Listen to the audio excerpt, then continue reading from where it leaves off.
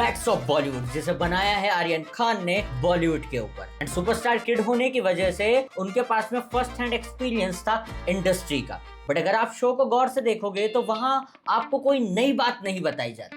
जैसे बॉलीवुड पार्टी में ड्रग होता है, हाँ बिल्कुल होता है, we all know that. Paps को पैसा देकर फोटो खिंचाया जाता है। Go out of here and most of the paps I paid for them. I run the world. ये सेलिब्रिटीज हमारे सामने हम्बल होने का नाटक करते हैं।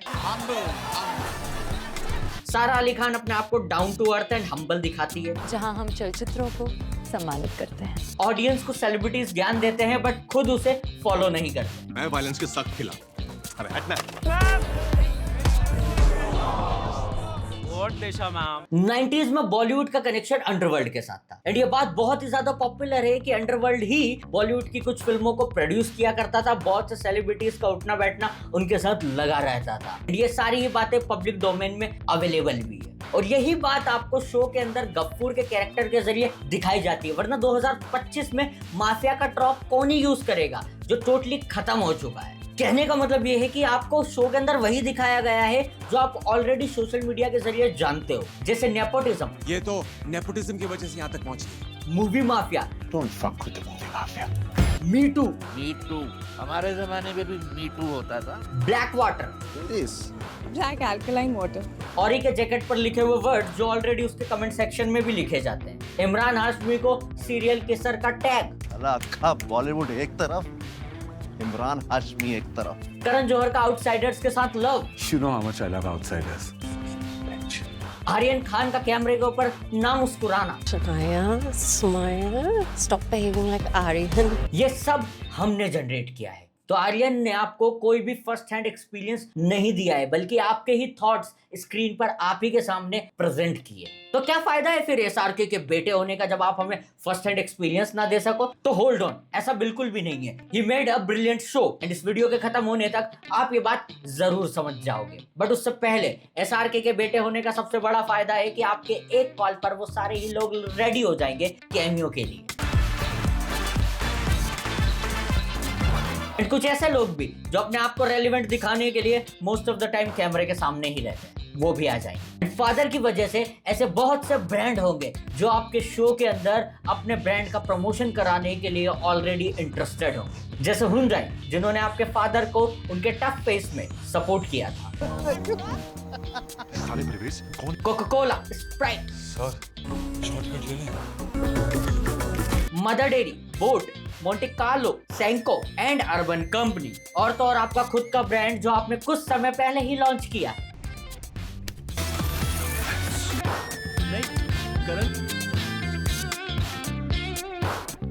एंड आपकी मॉम, यूनिफॉर्म स्टाफ और दोनों के इंटीरियर गौरी खान ने किए। ये सब प्रमोशंस आपके शो में नेचुरली फिट हो रहे हैं क्योंकि ब्रांड प्लेसमेंट फिल्म का हिस्सा डेकेड से रहा है। और जब शो खुद फिल्म इंडस्ट्री पर बेस्ड हो तो ये आपको और ज्यादा क्रिएटिव लिबर्टी दे देता है। ब्रांड के अलावा अगर कोई और चीज सबसे ज्यादा नोटिसेबल है तो वो है reference. My movie saved your fucking career. My performance saved your fucking movie. Asli Gully Boy.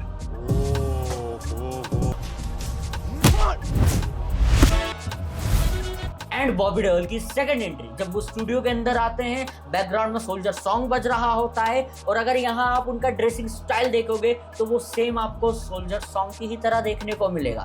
Sleeveless, iconic. Show के फर्स्ट एपिसोड की स्टार्टिंग आर्यन खान अपने खुद की पर्सनल लाइफ के इंसिडेंट से करते हैं। 2021 जब उन्हें अरेस्ट किया गया था और ये न्यूज बहुत ही ज्यादा स्प्रेड और एक्सट्रीमली पॉपुलर हुई। आज हम यहाँ पे रेड करें। How can you stand next to someone smoking a joint? पकड़ इसको। ये बॉलीवुड वाले भी ना, जो स्टोरी को आगे भी बढ़ाता है क्योंकि इसके बाद शुरू होता है राउंड टेबल, जहां आउटसाइडर वर्सेस नेपोटिज्म की डिबेट शुरू होती है। और उसके बाद में धर्मा उस कंट्रोवर्सी को देखने के बाद में अपनी फिल्म में उन दोनों ही एक्टर्स को साइन कर लेता है। अब यही same incident Siddharth and Ananya Pandey के साथ में हुआ था जो बहुत ही ज्यादा पॉपुलर हुआ था। डिफरेंस यही है कि जहाँ हमारे सपने पूरे होते हैं वहाँ इनका स्ट्रगल शुरू होता है। एंड इसके बाद में उन्हें धर्मा की एक मूवी मिली थी गहराइयां, डैमेज कंट्रोल के लिए पिक्चर क्लिप। तो कहा ना मैंने, ये शो आपको वही बता रहा है जो आप ऑलरेडी जानते हो, जैसे डीडीएलजे का डायलॉग, K3G का सीन रिक्रिएट, ओम शांति ओम का अवार्ड नाइट एंड एसआरके का मोस्ट पॉपुलर मोनोलॉग। किसी चीज को अगर शिद्दत से चाहो तो पूरी कायनात तुम्हें उससे मिलाने की कोशिश में लग जाती है। आप कॉपी कर रहा है। बट ये शो आपको वो भी दिखाता है जो शायद आप नहीं जानते हो, जैसे शाहरुख खान का फर्स्ट अवार्ड जब वो लेने के लिए गए थे तब उनकी मॉम की भी डेथ हुई थी और वो अवार्ड उन्होंने भी अपनी मदर को डेडिकेट किया था। So this one goes out to her. This one for you, mom. Just like आसमान ने अपने फादर को डेडिकेट किया। My dad, this one's for you.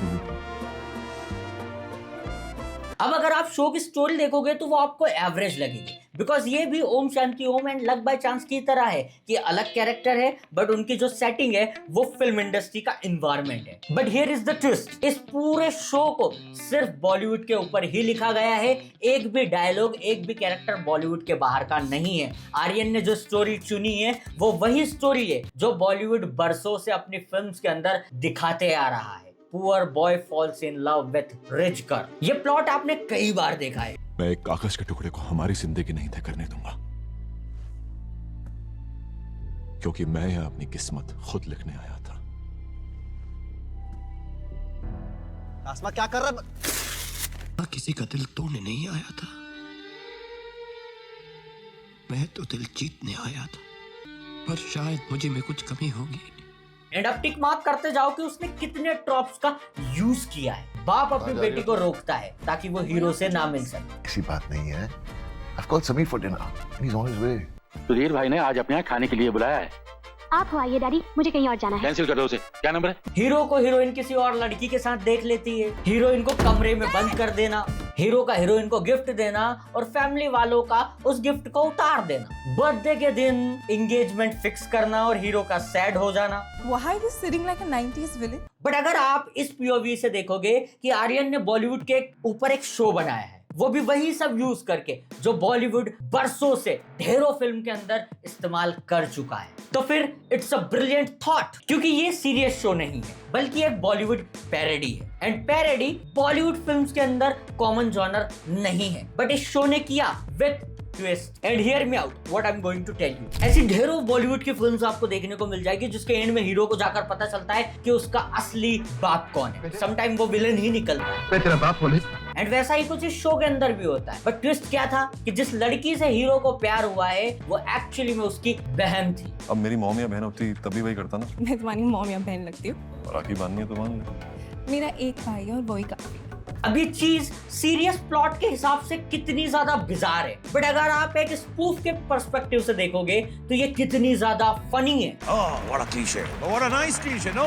That's the best tribute to Bollywood because I hate love story. And बचपन से अब तक बॉलीवुड ने सिर्फ हमें लव स्टोरी ही दिखाई है हर जॉनर में। एंड आर्यन ने भी सेम पैटर्न को ही फॉलो किया। लव स्टोरी बनाई, उसमें लव ट्रायंगल डाला, उसमें दोस्त डाला, उसमें इवल फादर डाला, उसमें मदर के एलिमेंट्स को पुट किए और एंड में आकर इन सब को डस्टबिन में डाल दिया। That's a fucking climax.